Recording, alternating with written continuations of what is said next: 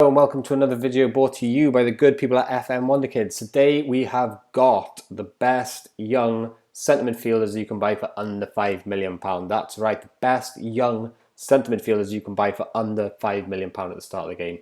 Now before we get into our list, there's more than 5 this time, so you'll be glad to know. And they're better than the last ones.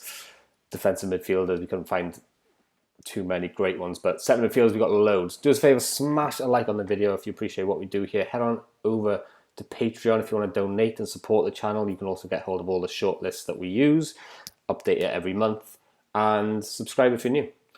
So don't forget to hit the notification bell. You'll never miss a video. We've got Wonderkid videos every Monday, so this is why you should subscribe. Wolverhampton Wonderkids every Wednesday, and every Friday the Man United show. That's getting really juicy at the moment. So don't forget to subscribe if you're new. So we'll go through the list and we'll show you who we've got. We'll go from worst to best. Worst?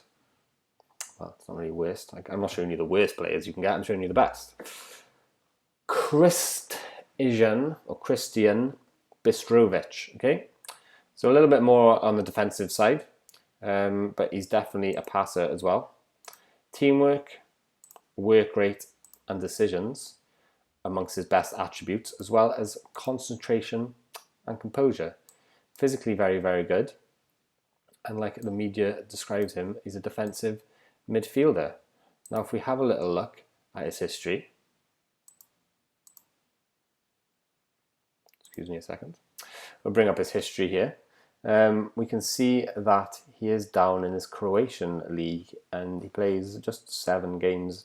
Actually, this is where the game starts, isn't it? 18-19. He plays 20 games and 29 games and 20 games, and he averages over a 7, really, for CSKA Moscow, which is quite good. Just dips under a 7 and then goes up to a 7 there. He moves to Zenit for 14.5, and like I said, in 2022, and like I said, you can pick him up for under £5 million.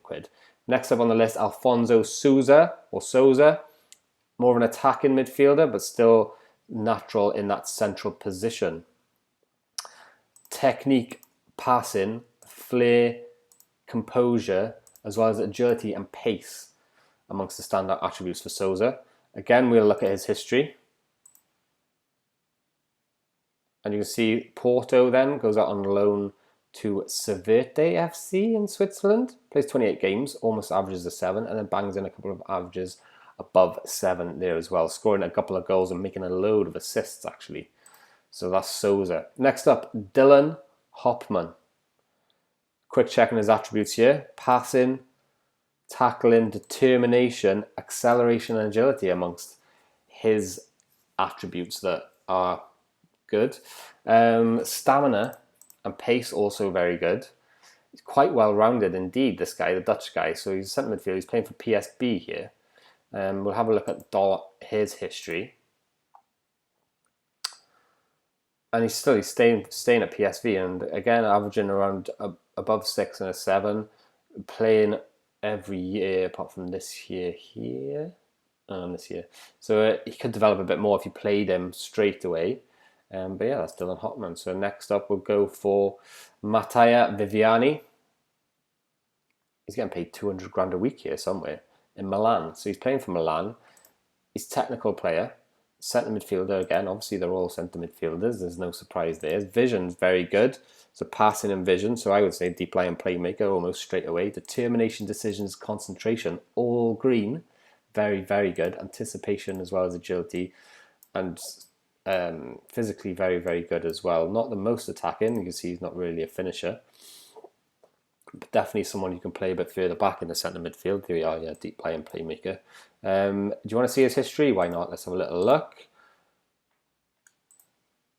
Bang, there it is. So not many games in the first few seasons, so again potential for a bit more development there, but similar kind of story with the average ratings, and just a couple of goals, but quite a lot of assists as well. So 10 assists there, and 12 assists there. So someone who can definitely do a job for you in terms of providing and creating goals. Next up then, oh god, I can't read this one, excuse me. Bamba Dabo. Let's just call him Dabo. Dabo then, passing and vision again. First touch, so a bit more premium, but then nothing really standing out above 16 other than his vision. But he's determined, got good decisions, composure, Very good physically. I would say box to box. Mazzella here he's described as, but I would definitely get him in as a box to box with a stamina there. Vision passing. Very, very good. Dabo will have a look at his history. Nantes, playing in the French league the whole time. Very similar story in terms of average rating. Quite well rounded in terms of goals and assists, so he can get both for you. Definitely someone who could do a job kind of mid-table maybe. Julian Penco next. Ponchao even. Julio Ponchao. Technique, passing, first touch. Technically not the best, but mentally very, very good. Vision, off the ball, determination, composure and concentration.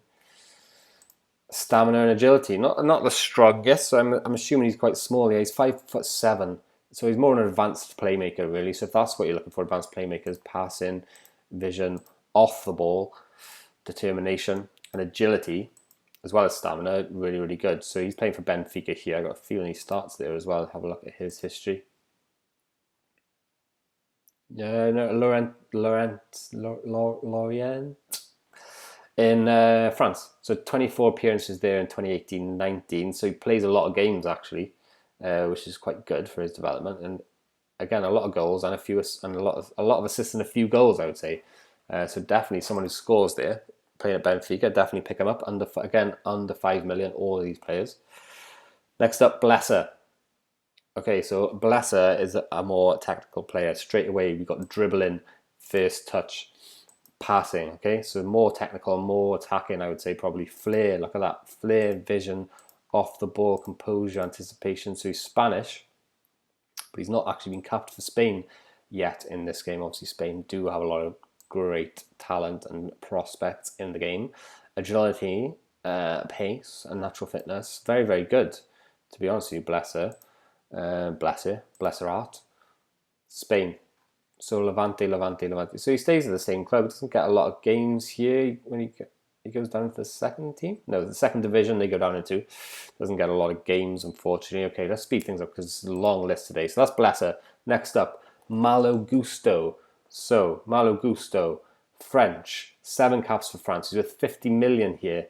Again, passing, first touch. So not as good as the last guy really, but stamina, natural fitness and acceleration. So definitely the work rate and vision there suggests that someone who would be very good in a gegenpressing type formation. And what I really like about Gusto actually is the fact that he can play fullback as well as centre midfield. So we'll have a little look at his position. Yeah, so natural in both positions, midfield centre and right midfield. Reminds me of the time I had Matt Doherty in our Wolverhampton Wonderkids save, which is out every Wednesday at 1 o'clock, by the way. We were playing him as a right fullback and a box-to-box midfielder. So it's something you could do here with this guy. He developed more for you as well if you play him, because like he played no games here. I don't know if he's injured or not. But Gusto, yeah, get him in, have a look, under 5 million. Next up then, top 2, Neto. Okay, now we're talking, look at that. Tackling and passing. First touch, all 16 and above. Vision, flair, determination, decision, concentration. Well, not quite concentration. Anticipation. And look at those physicals as well. 6'2", but he can't necessarily head. But he can jump. Tries killer balls often. Deep lying playmaker. Brazilian. Playing for Arsenal here. Neto then. His history looks a bit like this. In Brazil. And then he goes for 1.8 million to another team in Brazil. And then he goes on loan to a team in the USA. He stays in Brazil and Arsenal then pick him up. And he's averaging under 7 here. So I definitely think you'd get more out of Neto. Top then of the tree today. Aymar O'Rose. O'Rose. A lot better technically. So first touch and dribbling. 15 and above. Passing. Technique. Vision off the ball. Flair, determination, decisions, composure, and anticipation. So very, very good. Surprises me that he hasn't been capped for Spain yet. But again, obviously Spain do have a lot of talent. Acceleration and agility. Definitely really good. He could play anywhere really, anywhere on the pitch, to be honest with you. I mean, because he's good at tackling. He's not bad at tackling. The only thing he's really lacking is aggression. He's good at positioning. So he could play anywhere apart from centre-back. I wouldn't play him as centre-back because of the marking and tackling. But I would play him a full-back. Let's have a look at his positions. Yeah, again, so right-footed. He could play anywhere, I'm sure. History. Let's have a look. Goes back there. Oh, he doesn't play many games, so you can develop it. He'll get better as well if you play him. He doesn't play any games here in 2022, not a single game. And in 2021, he doesn't play a single game. This is some talent. You could get him for less than 5 million at the start of the game. Pick him up. Right, that's it, guys. Don't forget to smash a like if you like the video. Obviously, subscribe if you're new. Channel's growing really well. We'd love you to be part of it. And head on over to Patreon if you want to become a patron. A lot of little perks over there for the patrons. Thanks for watching, guys. Subscribe if you're new. Smash a like. See you next time for Wingers.